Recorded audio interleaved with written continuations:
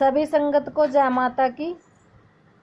देखिए, कुछ लोगों का कहना है कि हम इतनी पूजा पाठ करते हैं, जप करते हैं, घंटों घंटों तक माता रानी के आगे बैठ करके उनका नाम लेते रहते हैं, हमने गुरु धारण नहीं किया है, पर फिर भी हम पूरी श्रद्धा से, पूरी लगन से पूजा पाठ करते हैं और उसके बाद भी हमारे घर में दिक्कत बनी रहती है, हमें इष्ट की कृपा नहीं मिल पाती। ऐसा क्यों होता है?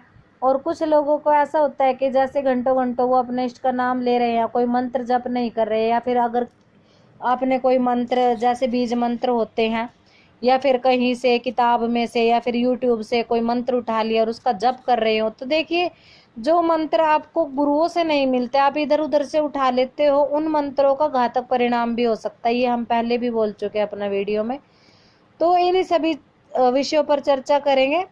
देखिए, ऐसा क्यों होता है? पहली बात तो आप अपने घर के कुल देवी कुल देवता को पूजे बगैर, पितरों को पूजे बगैर, किसी भी बड़ी शक्ति जैसे माँ काली, माँ दुर्गा, भगवान भोलेनाथ, बालाजी महाराज, इन बड़ी शक्तियों का जप उठा लेते हो।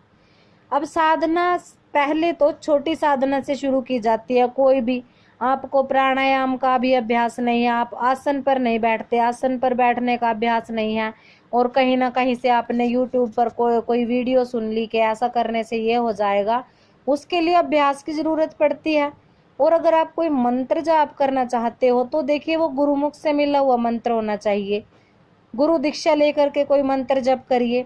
अब कुछ लोग क्या करते हैं कि माँ दुर्गा के नवारण मंत्र का जाप करने लग जाते हैं, उनको ये नहीं पता कि उसमें कितनी देवियों के बीज मंत्र होते हैं, बस सुन लिया इधर उधर से और जपने लग गए। उसमें बहुत बड़ी बड़ी शक्तियों के बीज मंत्र होते हैं, तो शक्तियों के साथ नकारात्मक और सकारात्मक दोनों तरह की ऊर्जाएं खिंचती हैं।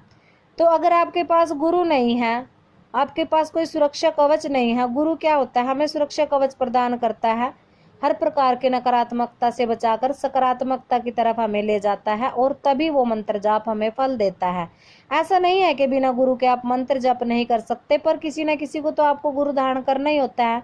आप आध्यात्मिक गुरु इसमें धारण कर सकते हो, भगवान भोलेनाथ को या फिर गुरु गोरक्षनाथ को, इनको गुरु धारण करके आप तब मंत्र का जाप करिए। कुछ लोग क्या करते हैं कि आध्यात्मिक गुरु उनके नहीं है, सांसारिक गुरु भी उनके नहीं है, और जपने लग गए मंत्र, और बड़े बड़े मंत्रों का अनुष्ठान वो उठा लेते हैं, फिर बोलते हैं हम इतना पूजा पाठ कर रहे हैं, हमने पितरों के लिए भी पूजा पाठ करवाए, हवन करवाए, पर उसके बाद भी हमारे घर में दिक्कत जस की तस बनी हुई है, पैसा नहीं रुकता, घर में बरकत नहीं है, जो है लड़ाई क्लेश, हर सदस्य के अपने अपने विचार, उलट विचार उनके मन में पैदा हो रहे हैं। तो ऐसा हमारे साथ क्यों हो रहा है? ऐसा इसीलिए होता है, सबसे पहले तो अपने घर के जो मुख्य देवता होते हैं, कौन होते हैं इसमें? कुल देवी सर्वप्रथम, और पितृ, उनको मना करके चलना होता है। अगर आपको पता है कि वो कौन है तो बेहतर है, नहीं तो जहाँ पर बाल उतारे जाते हैं, आपकी शादी गठजोड़े की जात दी जाती है, वो कुल देवी कहलाती है आपकी। और या फिर अपने बड़े बुजुर्ग से पूछिए जो आपके परिवार में कोई बड़ी उम्र के हैं कि वो उन्होंने सबसे पहले किस देवी की पूजा की है और किसकी हम धोक पूजा अपने घर में करते हैं, उसी हिसाब से आप देख सकते हो कि आपकी कुल देवी कौन है। पितरों के अगर स्थान बने हुए थे उन्हें नित्य प्रति, जैसे उनके दिन है, चौथ का हो गया, चौदस का हो गया, त्रयोदशी का हो गया, इस प्रकार से उनके दिन होते हैं। अगर आपको दिन भी मालूम नहीं है और स्थान है आपके पितरों के, तो आप अमावस्या के दिन उनको भोग लगाइए।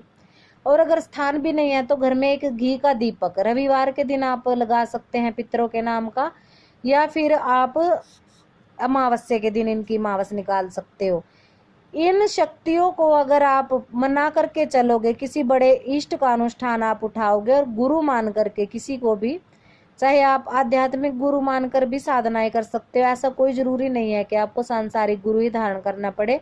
पर जो सांसारिक गुरु होते हैं वो आपको क्रिया बताते हैं, नियम बताते हैं। आध्यात्मिक गुरु आपको आकर के क्रिया और नियम नहीं समझा सकते, आप केवल उनका नाम लेकर के नकारात्मकता से बच सकते हो। पर जो हमें अपने, अब हमने मंत्र तो सिद्ध कर लिया, मंत्र का अनुष्ठान उठा लिया, और उसको चलाने का तरीका हमें कौन बताएगा? भगवान भोलेनाथ और श्री गोरक्षनाथ तो आपको आकर बताने से रहे। तो इसीलिए बोला जाता है कि सांसारिक गुरु धारण करो। शक्तियां सिद्धियां आप पा सकते हो आध्यात्मिक गुरु बना करके, पर उनको चलाने का तरीका, नियम, क्रियाएं, वो सभी आपको सांसारिक गुरु के मुख से प्राप्त होती हैं। तो जो लोग बिना गुरुओं के सिद्धियां साधना कर लेते हैं, शक्तियां उनको मिल जाते हैं, उसको बाद भी उनको देखो गुरु धारण करना पड़ता है। तो आप बेहतर है कि अगर आप भक्ति मार्ग में जा रहे हो, साधना मार्ग में जा रहे हो, तो पहले ही गुरु धारण करना बहुत अनिवार्य होता है इन सभी चीजों के लिए। तो उन लोगों को बहुत अधिक दिक्कत यहाँ पे आ जाती है कि बड़ी बड़ी शक्तियों का अनुष्ठान वो उठा लेते हैं, मंत्र जाप करते हैं, घंटों घंटों बैठे रहते हैं दीपक लगा करके मंदिर में अपने घर गृहस्थी को छोड़कर। तो क्या होता है कि जब आप घंटों घंटों किसी इष्ट को, किसी देवी देवता को याद करते हो, तो वो प्रसन्न होके अपने सवारी अंश रूप में आपको अपनी कृपा देने लगते हैं। तब आपको झटके महसूस होते हैं, आपका रोंगटा खड़ा होने लग जाता है और आपको जी मिचलाना जैसे उल्टी सी आने को हो जाती है। कई प्रकार के ये जो अनुभव लोगों को होते हैं, सिम्टम दिखने लग जाते हैं सपनों में। उनको पहले कोई सपना नहीं आता था, फिर जैसे उलझे हुए खिचड़ी सी सपने में दिखने लग जाती है। कई बार किसी के रूप में देवी देवता मंत्र उनको सपने में मिलने लग जाते हैं। कई तरह के उनके साथ ये अनुभव होते हैं। तो लोग समझ नहीं पाते कि हम क्या करें। देखिए, सबसे जरूरी है, हम तो यही कहेंगे कि आप गुरु धारण करके ही साधना मार्ग में उतरिए। और अगर आप साधना मार्ग बिना गुरु धारण किए करते हैं, तो आपके साथ ये सब जो हो रहे हैं लक्षण, अनुभव, ये होते रहेंगे।